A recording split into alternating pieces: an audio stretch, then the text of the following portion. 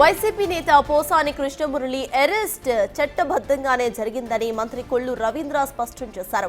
గతంలో పోసాని మాట్లాడిన మాటల తీరును రాష్ట్ర ప్రజలెవ్వరూ కూడా మరిచిపోరని మంత్రి గుర్తు చేశారు.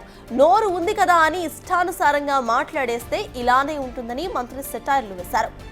అధర్మంగా దుర్మార్గంగా వ్యవహరించిన ప్రతి ఒక్కరిని ధర్మం శిక్షిస్తుందని కొల్లు రవీంద్ర స్పష్టం చేశారు.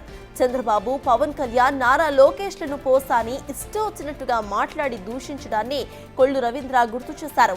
ఇంట్లో ఉన్న ఆడబిడ్డల గురించి సైతం చాలా అసహ్యంగా పోసాని మాట్లాడిన విషయాన్ని కొల్లు రవీంద్ర గుర్తు చేశారు. సోషల్ మీడియాలో ఆడబిడ్డలపై అనుచిత పోస్టులు పెట్టే ఏ ఒక్కరిని కూడా ఉపేక్షించబోమని కొల్లు రవీంద్ర స్పష్టం చేశారు. పోసాని మురళీకృష్ణ అని అయినా ఏ రకంగా వాళ్ళు మాట్లాడారు గతంలో మనం చూసాం.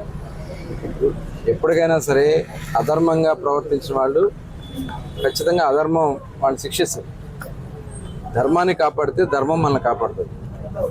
ఇవాళ వాళ్ళు చేసినటువంటి పాపాలే మరి గతంలో నోరుంది కదా అని చెప్పి మరి ఏ రకంగా వాళ్ళు మాట్లాడారు చూసాం. చంద్రబాబు నాయుడు గారి గురించి, చంద్రబాబు నాయుడు గారి కుటుంబం గురించి, పవన్ కళ్యాణ్ గారి గురించి, పవన్ కళ్యాణ్ గారి బిడ్డల గురించి, ఇంతకంటే దుర్మార్గం ఇంకోటి ఉంటుందా?